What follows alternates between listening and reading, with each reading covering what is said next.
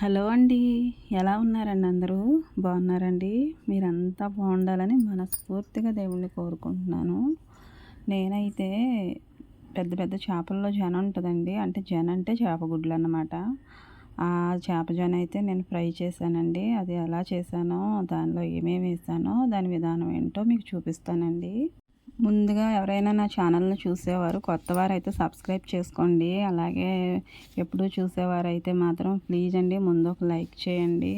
ఇలా లైక్ చేయడం వల్ల రీచ్ అనేది వెళ్తుంది కదండి. శుభ్రంగా రీచింగ్ లేదు, సబ్స్క్రైబర్స్ లేరు. ఇదిగోండి ఇదేనండి జనంటే. వీటిని చేపగుడ్లు అని కూడా అంటారండి. ఇది నేను బాణలో పెట్టుకుని అది వేడైన తర్వాత ఆయిల్ కూడా వేసేసుకున్నాను.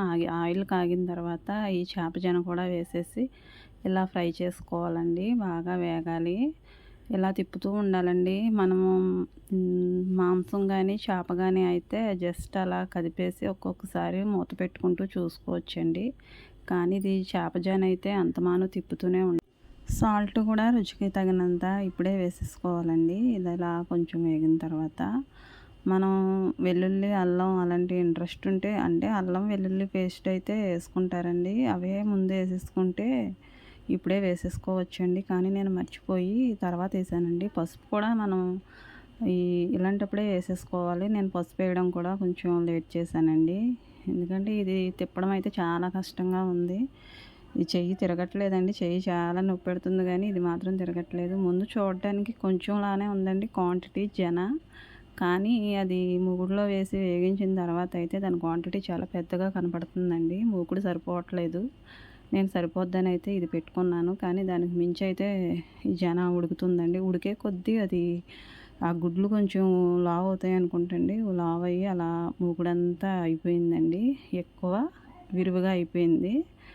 ఇలా మరి చేప జాన అయితే పసుపు వేసుకుని ఉప్పు వేసుకుని ఇలా వేయించుకుంటున్నానండి. ఇలా తిప్పుకోవడం వల్ల అడుగున మాడకుండా ఉంటుందండి. లేదంటే ఇది మరి గుడ్లు కదండి, ఎక్కువ చిన్న చిన్నవి కొంచెం తిప్పి వదిలేయడానికి లేదు. అలా అంతమాలో తిప్పుకోవాలి. ఇక రుచికి తగినంత కారం కూడా సరిపడా వేసేసుకుంటున్నాను. ఇలా కారం కూడా వేసేసి తిప్పుకోవాలండి కాసేపు. కారానికంటే ముందే అల్లం వెల్లుల్లి పేస్ట్ వేసేసుకోవాలి. నేనైతే మరి మర్చిపోయానండి. మర్చిపోయి నేను కారం వేసిన తర్వాత వేసాను. పర్వాలేదండి, అయినా ఎవరు ఎలా చేసుకున్నా ఏ ప్రాసెస్లో చేసినా ఏం పర్వాలేదు. కానీ ఒక్కొక్కరికి ఒక్కొక్క స్టైల్ ఉంటుంది కదండి వంట చేసే విధానం. నేనైతే మరి ముందు వేసేద్దాం అనుకున్నానండి. కానీ పక్కనే పెట్టుకున్నాను, కానీ మర్చిపోయాను. ఈ కారం వేసిన తర్వాత అయితే వేస్తానండి వెల్లుల్లి పేస్టు. ఇందులో పెద్ద మసాలాలు ఏమీ అవసరం ఉండదండి. గరం మసాలా, అల్లం వెల్లుల్లి పేస్ట్ వేసుకుంటే సరిపోతుంది. అదిగోండి వేస్తున్నాను. అల్లం వెల్లుల్లి పేస్ట్ కూడా కొంచెం వేసుకుంటే సరిపోద్దండి. ఎందుకంటే ఇది గ్యాస్ స్ట్రిక్ ప్రాబ్లం ఉన్న వాళ్ళకైతే ఇబ్బంది అండి. ఎందుకంటే గ్యాస్ పట్టేస్తుంది. కాబట్టి కొంచెం మనం స్పైసెస్ తగ్గించుకొని వేసుకోవడమే మంచిదండి. ఇక గరం మసాలా కూడా వేసేస్తున్నానండి. ఈ వానాకాలంలో అయితే ఈ చేపలు పెద్ద పెద్ద చేపల్లో అయితే మనకు జన దొరుకుద్దండి. ఇది ఎప్పుడు పడితే అప్పుడే దొరకదు. ప్రతి సీజన్లోనూ ఈ చేపల కడుపులో గుడ్లు ఉండవండి. ఈ వర్షాకాలంలో మాత్రమే ఉంటాయి. కాబట్టి ఇవి దొరికినప్పుడు ఇలా ఫ్రై చేసుకుంటామండి మేము. మాకు పల్లెటూళ్ళలో విలేజ్కి వచ్చేసి మాకు 4, 3, 5 అలా చెరువులు ఉంటాయండి. ఒక్కొక్క చెరువులో ఒక్కొక్కసారి అనౌన్స్మెంట్ జరుగుద్దండి చేపలు పడుతున్నారని. అలా చేపలు పట్టినప్పుడు ఒక్కో చేపలో అయితే ఇలా జన అయితే ఎక్కువ ఉంటుందండి. ఒక్కొక్క చేపలో చిన్నగా తక్కువ ఉంటుంది. ఇలా ఫైనల్గా అయితే నేను చేప జన అయితే చేసేసానండి చూపించిన విధంగా.